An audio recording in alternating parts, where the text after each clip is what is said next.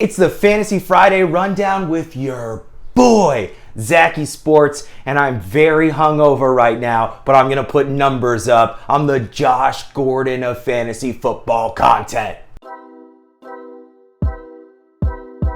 Very timely news of the week. I'm sure you're just hearing this. Julio Jones has been traded to the Tennessee Titans for a second-round pick and a bunch of other garbage. This trade proves a theory I've been working on for a long time, that you can Photoshop player movement into existence in the NFL. Julio! You want a player on your favorite team, just make a picture of him in a jersey, and over time, eventually your team will be like, I guess we have to trade this guy to another team because we've seen it online too many times. This is a move that the Tennessee Titans needed to make. Julio Jones will serve as a super-powered version of Corey Davis, Ryan Tannehill's security blanket. This could hurt A.J. Brown's stock because he's not going to get the massive target share that we thought we were going to see, but it doesn't really matter. A.J. Brown is good at football. He's a dominant player. He is going to excel. He's going to face softer coverages because Julio is on the other side. He's still going to be a stud. Derrick Henry, the big dog, is going to feast because defenses will no longer be able to stack the box and stop him.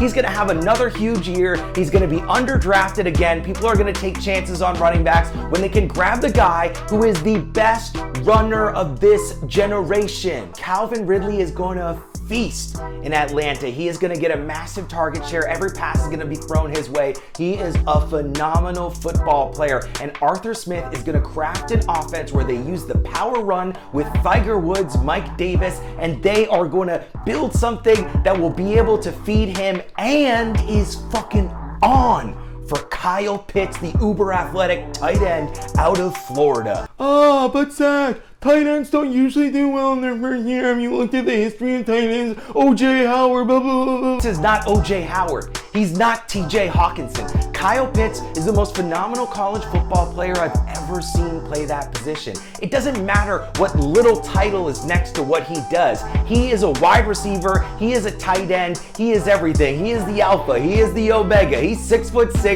He's Randy Moss if he could block. Kyle Pitts, this guy, he's handsome. Have you seen his face? It looks so good. I think I'm in love with Kyle Pitts.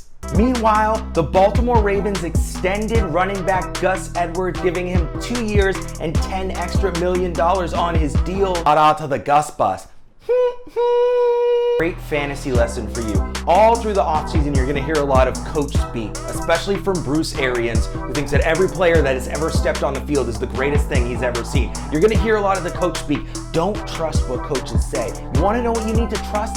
Trust the money. Teams give players a lot of money. It means that they value them. Teams are not going to spend money on guys that are not going to get the opportunity to play. They shipped Mark Ingram out of town. Gus Edwards averages 5 yards per carry over his whole career. He was one of the top rushers on PFF's grades. He's just a good football player, and he's going to be worth a pick. And that offense with Greg Roman can sustain 2 fantasy viable running backs. Meanwhile, David Culley, I want you to think about it for a second. David Culley, who is that?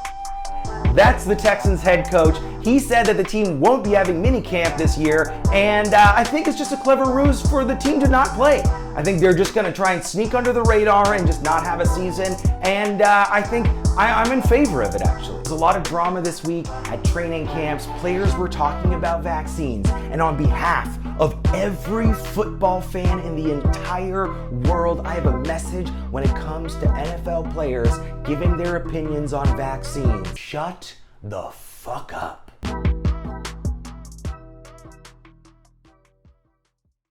That's not a bus sound. That's a train sound, right? I don't know why I'm talking. I'm talking to fake producers. There's nobody. It's just me alone in my room. So